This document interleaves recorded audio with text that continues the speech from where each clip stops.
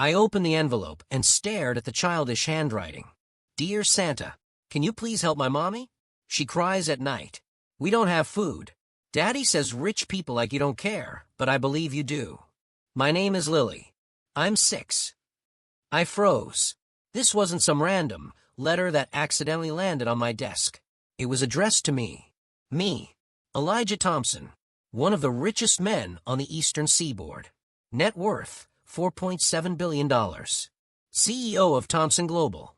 Built my empire from scratch after my father died broke. So why?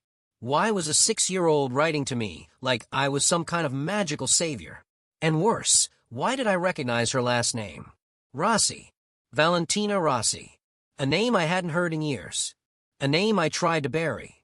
I felt the blood drain from my face. Because the last time I saw Valentina, I swore I'd destroy her.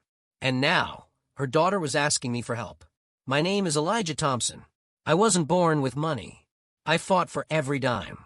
Built a tech empire in my 20s, outsmarted venture capitalists twice my age, crushed rivals before they even saw me coming. By 35, I had everything: mansions, jets, models, power. But no amount of money could shield me from betrayal. Especially not from her. She walked in like she owned the sky. Valentina Rossi. Silk black hair, fire-red lips, eyes that burn straight through your ambition.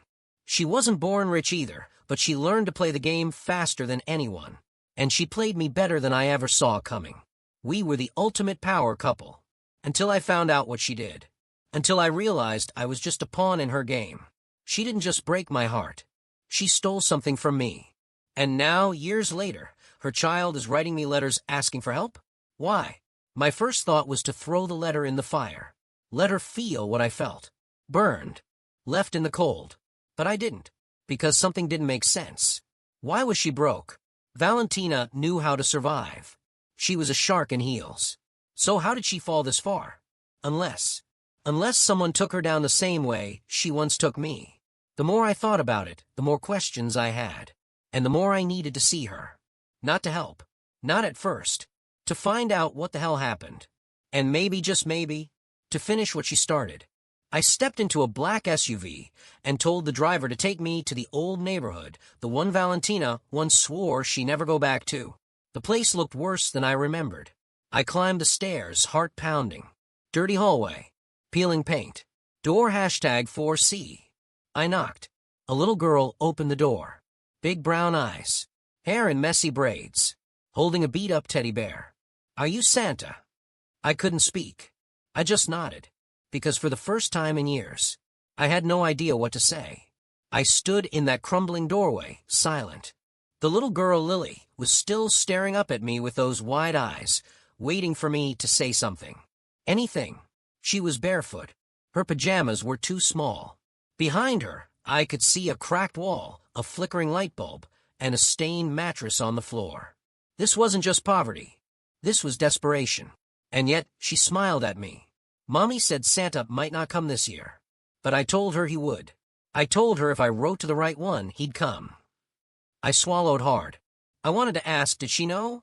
Did Valentina tell her who I was? But before I could speak, I heard footsteps. Then I saw her. Valentina. Standing in the hallway, holding a laundry basket, her hair tied back, face thinner than I remembered, but still her. Still dangerous. She froze the second she saw me. The basket slipped from her hands and hit the floor with a dull thud. Socks scattered. A bra landed near my foot. She didn't move. Neither did I. Her lips parted, but nothing came out. Just this sound, like air being sucked out of her lungs. "Lily," she finally whispered, "go to your room." Lily looked confused, hurt even, but she obeyed. When the door clicked shut, Valentina turned to me. And just like that, her guard snapped back into place. Her arms crossed. Chin lifted. Voice like steel. "What the hell are you doing here, Elijah?" I wanted to say you already know why I'm here. But the truth was I didn't. Not really. The letter, the apartment, her silence for all these years. Something was off. "You're broke," I said. "You're living like this." "Why?" She laughed. A short, bitter sound. "You came all this way to gloat. You think I care about revenge." I snapped. "You dragged me into this. You or your daughter. That's when her eyes shifted. Softened just for a second. She wrote that letter without me knowing. Found an old Forbes article with your name on it. I didn't want her to. I looked around again. The peeling paint. The flickering bulb. And her. Valentina Rossi. The woman who once made headlines next to me. Who once whispered empires into existence beside me at 3 a.m. Now reduced to this. You were the smartest person I ever knew, I said. How did this happen? She didn't answer. So I pushed harder. Who did this to you? That's when it slipped. Barely. A flicker in her eye. A name she didn't say, but I saw it behind her silence. And it wasn't me. Leave it alone, Elijah, she said, voice low. I can't. The silence between us stretched too long. We both knew what this meant. This wasn't just a reunion. It was a reckoning. She's yours, she said suddenly. Just like that. 3 words. No emotion. No hesitation. It hit me like a bullet to the chest. I stepped back, blinked, tried to find my voice, but there was none. You kept her from me? I finally said. To protect her. From me. From all of it. I couldn't breathe. My mind spun with 1,000 memories, late nights, champagne toasts, her laughter echoing through penthouse walls. And now this dirty hallway, this broken-down life, this child who thought I was Santa. My daughter. My blood. And I didn't even know. She turned her back to me. You got what you came for. Now leave. But I didn't move. I couldn't. You think I'm walking away now? You should. You think I'll let her live like this? She turned around, eyes blazing now. You don't get to swoop in and play hero, Elijah. Not now. I stared at her, heart pounding. Watch me. Because this wasn't about her anymore. It was about Lily. About a little girl who still believed someone could save her.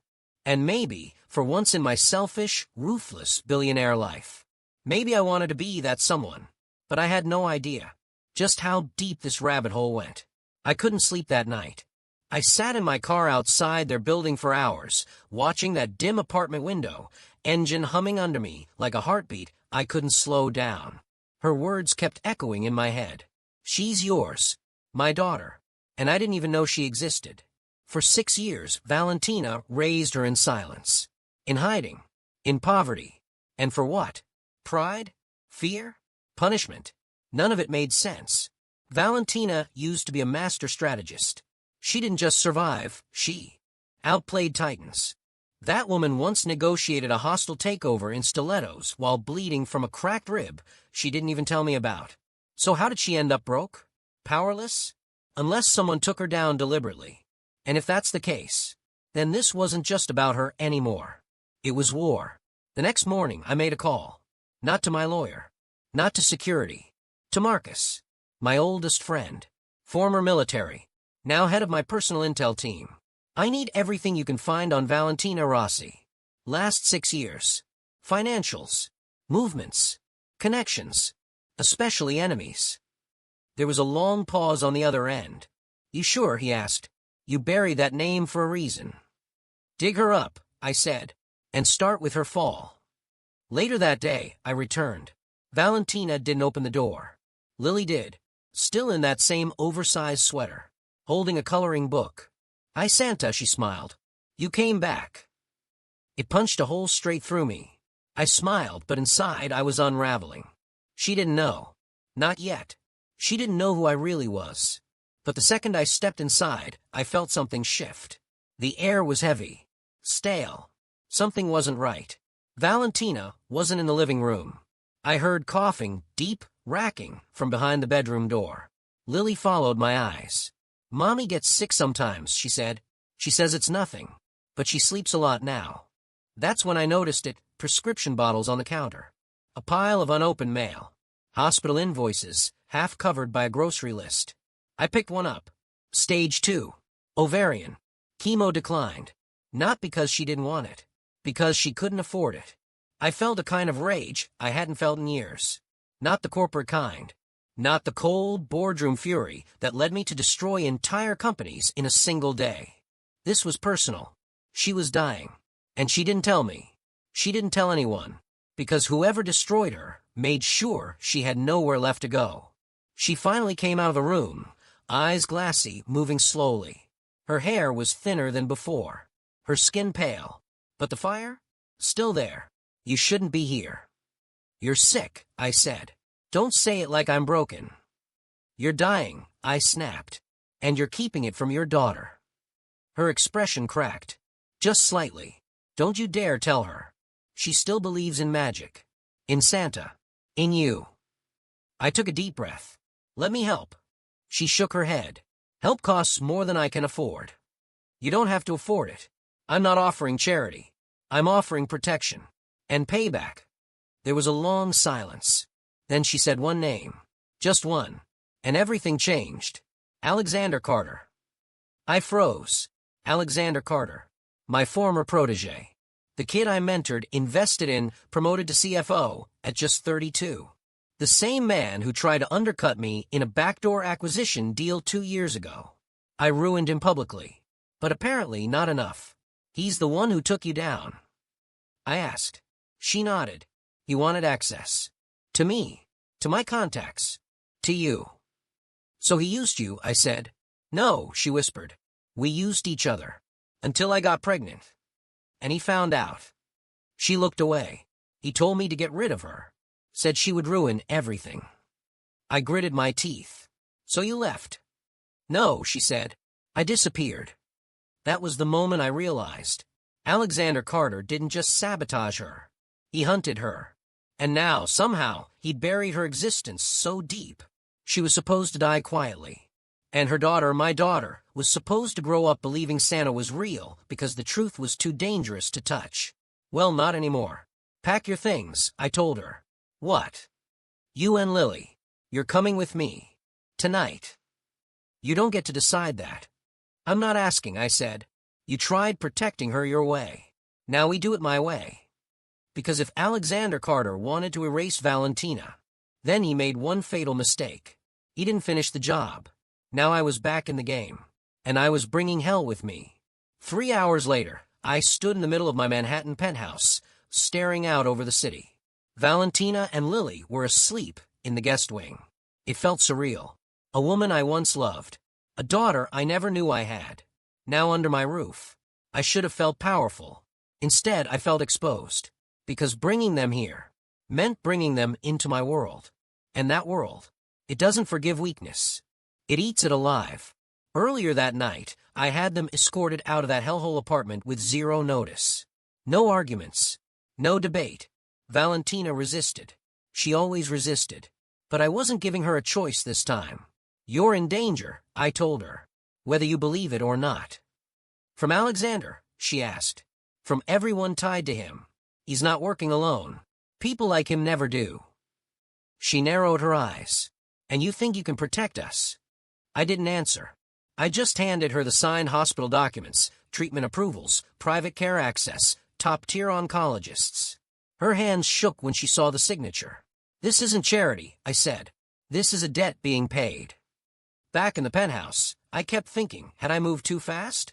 I'd spent years building walls no one could breach. Now I just invited my greatest vulnerability inside. My enemies would smell blood. The next morning, Marcus called. I've got something, he said. You're going to want to sit down. Talk.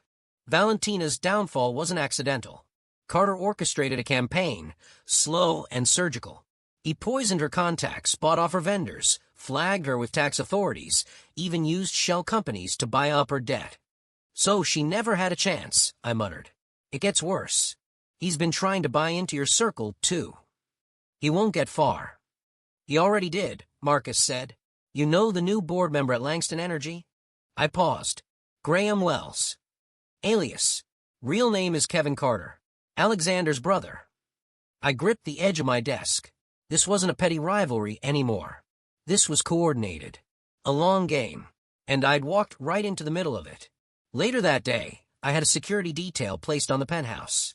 No one in or out without clearance. Valentina didn't argue, but she watched me closely. Like she didn't trust the calm. You think he'll come for us? She asked. No, I said. I think he already has. That night, something strange happened. Lily came into my office. Tiny footsteps. Teddy bear under her arm. Can I sit here? I nodded. She curled up on the couch. Just sat there, watching me work. I didn't know what to say. What do you say to a child who doesn't know you're her father? But after a while, she broke the silence. You don't smile a lot. I looked up. No, I guess I don't. Mommy used to smile. Before. Before what? She shrugged. Before everything got scary. I stared at her. She had Valentina's eyes. But the stare? That was mine. Sharp. Curious. Tired beyond her years. You're not scary, she said. But you're not really Santa either. I smiled. The first real one in years. No, I said. I'm not. After she fell asleep, on the couch, I carried her to the guest room. Valentina was waiting. Watching me. Something passed between us. Something fragile. Raw. Unspoken. We didn't say a word. But in that moment, I felt it. The one thing I hadn't felt in a long, long time. Fear. Because I realized something dangerous. If I lost them, I wouldn't just be angry. I'd be nothing. And Alexander Carter? He'd made a mistake too. He thought I'd moved on. Forgotten. He thought I was still playing the old game. He didn't realize. This time, I wasn't building a company. I was building vengeance. The next morning, I had a plan. Simple. Precise. Controlled. I wasn't going to attack Alexander Carter head-on, not yet. That's what he'd expect. And expecting me is the worst mistake anyone can make. I was going to gut him from the inside. Quietly. Marcus had already traced 3 shell companies tied to Carter. They were bleeding cash into low-risk assets, art, real estate, anonymous equity positions. But one caught my eye. Arden Prime Holdings. A shadow entity with minority shares in 3 of my competitors. And suddenly it clicked. Carter wasn't just circling me. He was already in the building. He'd been burrowing into my network like a parasite, playing the long game, siphoning leverage, inch by inch. He wanted a hostile takeover. Of me. I called an emergency meeting with my legal team. No assistance. No paper trail. We started buying back shares under dummy corporations, slow, stealthy, untraceable. If Carter was watching, he wouldn't know what hit him until it was too late. Or so I thought. That night, I came home late. The city buzzed below, lights flickering like static. I was exhausted, but there was something else buzzing at the back of my skull. A pressure. A warning. The penthouse was quiet. Too quiet. Lily's drawings were still on the kitchen counter. Her pink jacket still hanging on the chair. But the silence, it wasn't peaceful. It was hollow. And then I saw the note. Folded. Placed carefully on the marble counter. My name on the front. Don't follow me. I need to fix this. You were right. He's not done. If I don't go to him, he'll come for Lily. Tell her I love her. No signature. Just her handwriting. Valentina was gone. My hands were ice. I stared at the note, willing it to disappear, to turn into something else. But it was real. She left. Alone. After everything, we were this close to safety, and she walked straight back into the fire. And worst of all, she did it to protect me. I didn't hesitate. Within 10 minutes, Marcus had mobilized full surveillance. Every camera, every street-level license plate, every airport manifest. But Carter was smart. Too smart. He left no trace. For the next 2 days, I didn't eat. Didn't sleep. I sat in my office in silence while the city moved around me like nothing was wrong. My legal team pushed through with the buybacks. My stock value surged. Investors thought I was making a power play. They didn't know the truth. This wasn't strategy. This was desperation. Because I couldn't focus on any of it. Not with Valentina missing. Not with Lily walking around the penthouse, asking why Mommy wasn't home yet. Then, on the 3rd day, Marcus called. We found her. She was at a private estate just outside Greenwich. No cameras. No staff. Owned by a holding company registered in the Caymans. Carter's fingerprints were all over it. But it wasn't a kidnapping. She walked in. And she hadn't walked out. I got in the car that night. Alone. No security. No cameras. No Marcus. Just me, the cold night, and one truth that wouldn't stop repeating in my head. She went back to him, and I let her. When I arrived, this state looked empty. But I knew better. Carter wouldn't hide her here unless he was sure no one would come looking. He underestimated how far I'd go. Again. I stepped through the gates. No alarms. No resistance. Not yet. I walked straight into the lion's den with nothing but fury in my chest and fire in my blood. And then I saw her. On the balcony. She turned slowly. Eyes swollen. Lip bruised. Wrists red. But alive. And when she saw me, she didn't smile. She didn't cry. She whispered one word. One warning. Run. And that's when I heard the click behind me. A gun. A voice I hadn't heard in years. Smug. Polished. Poisonous. Still playing the hero, Elijah? Carter said. You never learned. The metal was cold against the back of my skull. I didn't flinch. I could hear him breathing behind me. Slow, steady, arrogant. Alexander Carter. The man I'd once trusted with my company. My secrets. My future. Now holding a gun to my head like I was nothing. Still playing the hero, Elijah, he said. You never learned. I looked at Valentina. She was frozen on the balcony. Eyes locked on mine. Her mouth opened like she wanted to scream, but nothing came out.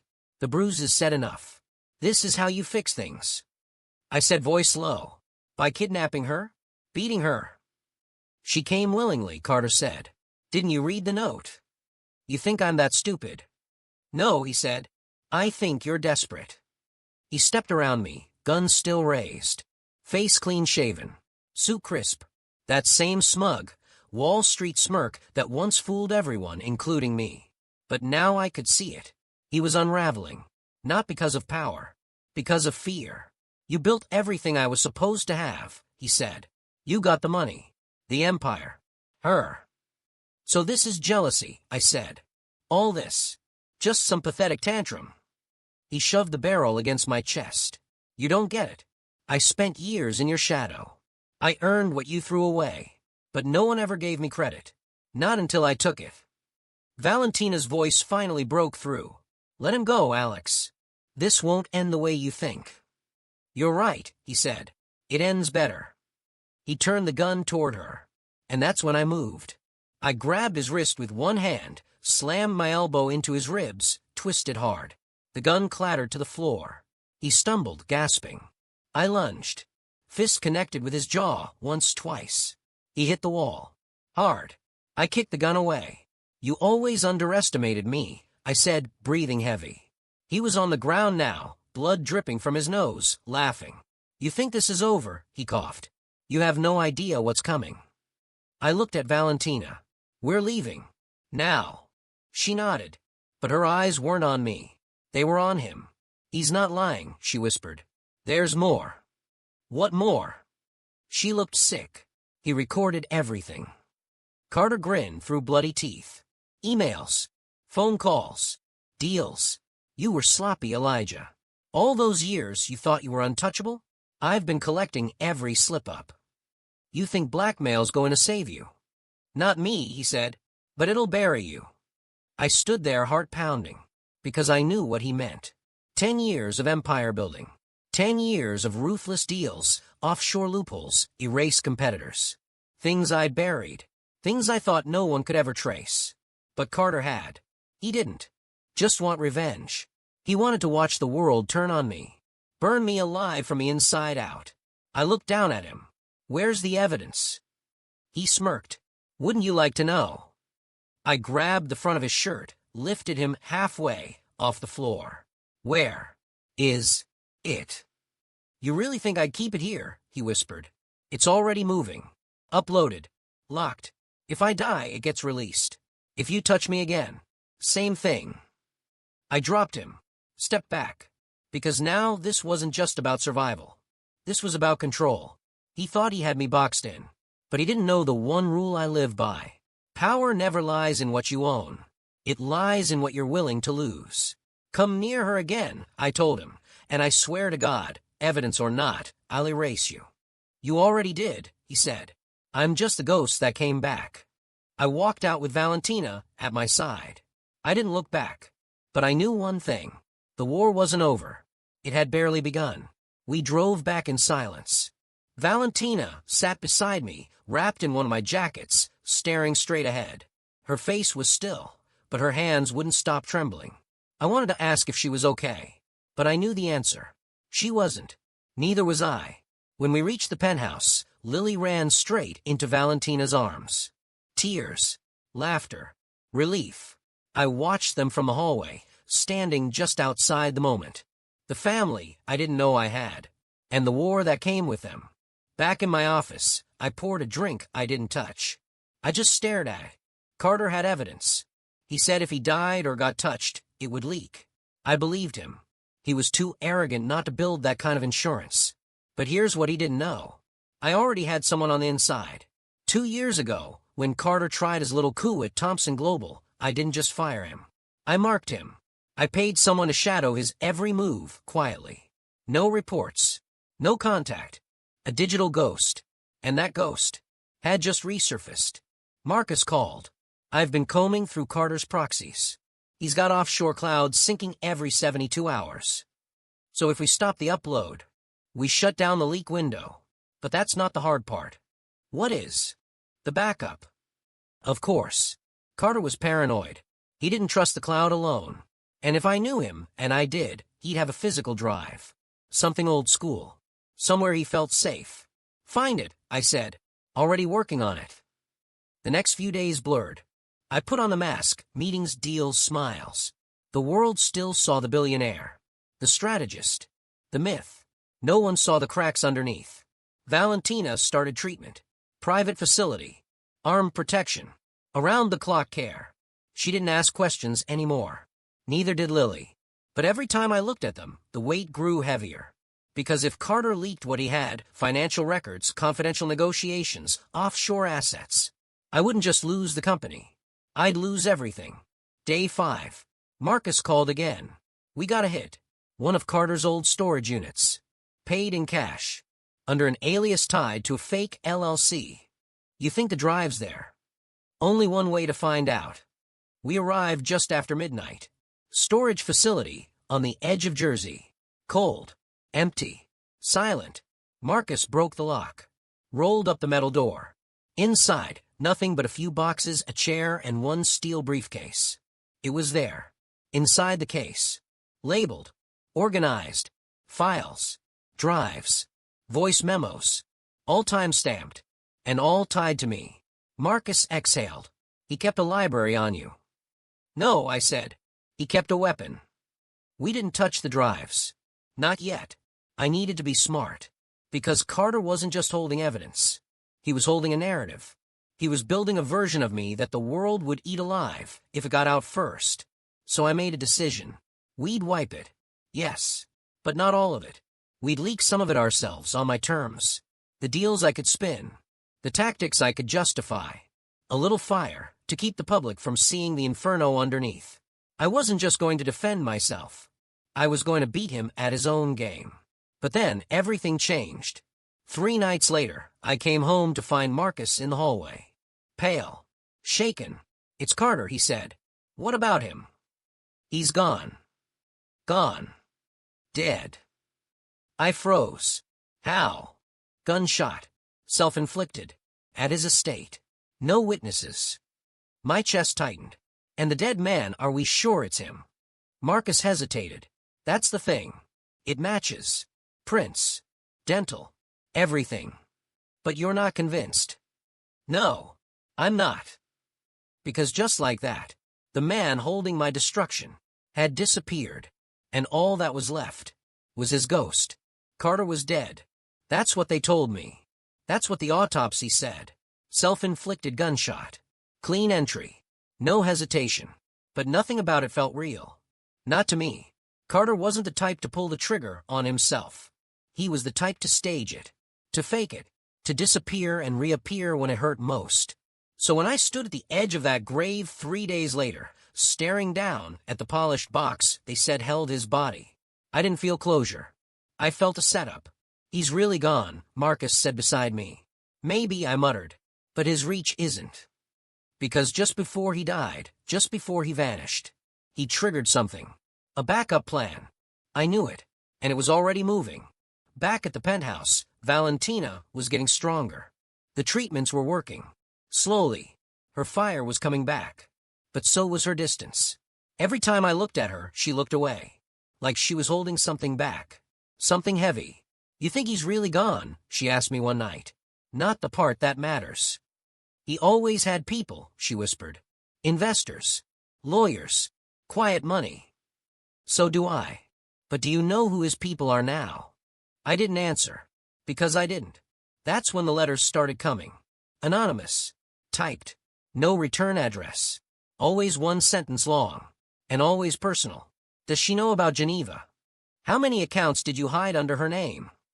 Does Lily know what you really are?" They came every 2 days. Slipped under my office door. Hand-delivered. No fingerprints. No camera footage. Whoever it was, they were close. Too close.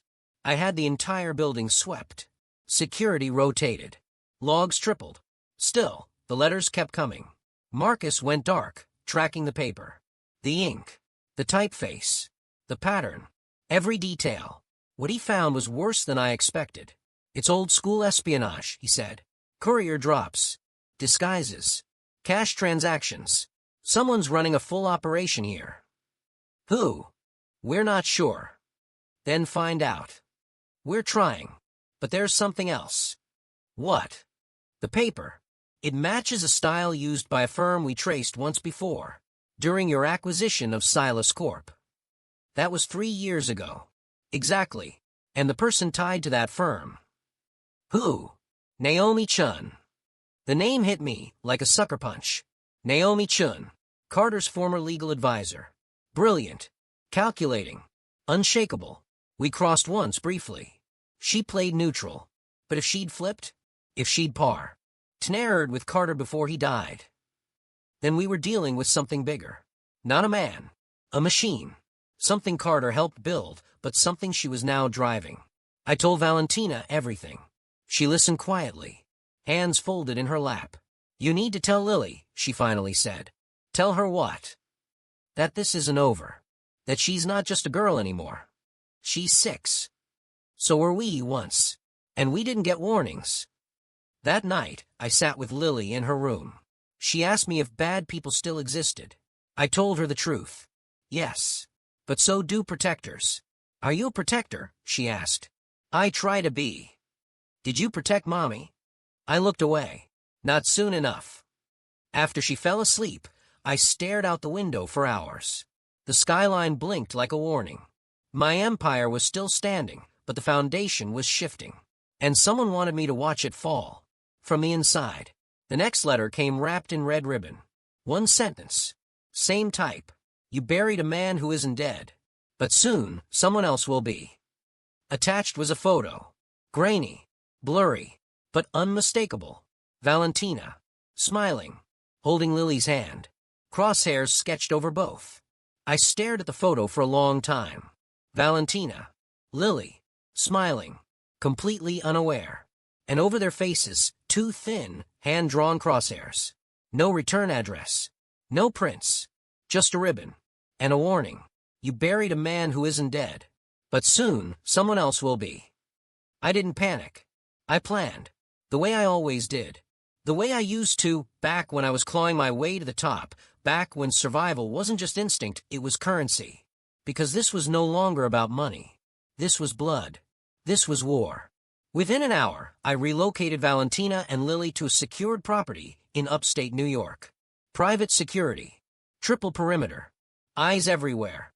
Valentina didn't protest this time. She saw the photo. And she didn't ask who sent it. She already knew. "It's Naomi, isn't it?" she asked me on the drive up. "She's the only one left who'd know how to hit me like this." She was always the quiet one. The closer. The cleaner. "Which means she doesn't want revenge." "No," Valentina said. "She wants the finish." Naomi Chan wasn't in this for emotion. She was in it for results. Carter was the flame. But she was the smoke you choke on after the fire's out. She'd waited until we relaxed, until I thought I had won. And now, she was already inside the gates. I spent the next 2 days turning the estate into a fortress. Sweeping every inch. Encrypting all communication. No phones. No internet. No outside staff. Only Marcus and 2 other people I trusted with my life. Still, that unease didn't go away. That weight in my gut, the one that told me something was wrong. Because Naomi wouldn't send a warning. Unless she was already watching. And then, everything cracked. It was a Thursday. Lily was drawing by the window. Valentina was napping upstairs. I was in the control room going over footage. And then I saw it. A glitch. For seconds of corrupted video. Back entrance. South wing. Nothing. Then static. Then nothing again. For seconds. Long enough for someone to enter. Or be let in. I checked the logs. All accounted for. Except one. Housekeeper. New. Vetted. Assigned by Internal Services 3 weeks ago. Name, Carla Dean. Except there was no Carla Dean. Not in the system. Not in any employment history. Not on any payroll. Just a photo. One I suddenly recognized. The eyes. Cold. Unblinking. Naomi. She was in the house. Disguised. Embedded. Waiting. I bolted from the control room and grabbed my gun from a lockbox. Ran straight for the living room. Lily gone. Window open. Curtain blowing in the breeze like a scream with no sound. I tore through the house. Calling her name. Calling Valentina's. Second floor empty. Basement dark. Then I heard it. Footsteps. In the east corridor. I followed the sound, gun drawn, breath like fire in my chest. Turned the corner and saw her. Naomi. Wearing the uniform. Holding Lily's hand. Calm. Smiling. Like she belonged. Don't, I said, aiming straight at her. You don't want to do this, Elijah, she said quietly. Let her go. I'm not here to hurt her. You put a target over her face. To get your attention. And it worked. She crouched beside Lily. Whispered something in her ear. Lily blinked. Confused. Then ran to me. I caught her in my arms and didn't let go. When I looked up, Naomi was already backing away. Gun still pointed. Finger just twitching. You don't know the whole story, she said. You burned everything, Naomi. There's nothing left to explain. You think Carter was the villain? He was a symptom. You were the disease. Say that again. You built your empire on lies. Now it's your turn to fall under them. She turned and ran. I didn't shoot, because she was right. There was more to this. I didn't know what yet, but I could feel it rising. A second wave. A deeper betrayal. And Naomi? She was just the opening move. Naomi was gone. Disappeared into the trees like a ghost, just like Carter taught her. I stood there in the hallway, Lily clinging to my chest, and something cracked inside me. This wasn't about power anymore. Not money. Not control. This was about her. About the 6-year-old girl who thought I was Santa. Who didn't know what a trust fund was, but knew what fear sounded like in her mother's voice. I didn't go back to the office the next day. I didn't sit at the head of a boardroom. I didn't call lawyers or PR. I called Marcus. We burn it all, I said. Say that again. Everything Carter had. Everything Naomi's waiting to leak. We burn it. And your name. Let it burn with it. The war had cost me too much. And I'd won, but only in headlines. In truth, I was barely standing. Valentina was recovering, but not the same. She barely spoke. Ate in silence. Slept with the light on. I knew what that meant. She didn't feel safe. Not even with me. That night, I made my decision. I walked into the vault beneath the penthouse, 12 floors under the city. Inside were 2 things. The original Carter Drive, still sealed. My own, a mirrored archive of every deal I ever made. And I did what no one expected me to do. I destroyed both. No backups. No fail-safes. No leverage. Just fire. Literal fire. I watched it burn until the heat blistered my skin. Until there was no empire left to weaponize. Only me. The next day, I made it public. A full confession. Every questionable deal. Every unethical move. Every shadow maneuver I thought would stay buried. I named names, including my own. Resigned from my company. Sold the jet. Tore down the myth. People called it a suicide move. They didn't get it. It was a rebirth. Naomi tried to strike. But by the time her version hit the press, it didn't matter. I had already exposed myself. There was nothing left for her to weaponize. She vanished again. Maybe forever. Maybe not. But I wasn't scared anymore. I was done. Weeks passed. Valentina started talking again. Lily started drawing again. And I started living again. Not in skyscrapers or boardrooms, but at a little house upstate. Quiet, clean, safe. No assistants, no chauffeurs. Just me, two people I almost lost, and a garden I plant with my hands. One afternoon, Lily ran up to me with a drawing. It was me, wearing a red hat, big white beard, next to a girl and her mom. I smiled. "Is this Santa?" I asked. She grinned. "No, silly." "Then who is it?" "It's you." I looked at that picture for a long time. The paper, the crayon lines, the crooked smile, and for the first time in my entire life, I felt wealthy. Not rich, wealthy, because I had something no amount of money could ever buy back. Myself. That was the end of Elijah Thompson, billionaire, but the beginning of something else entirely.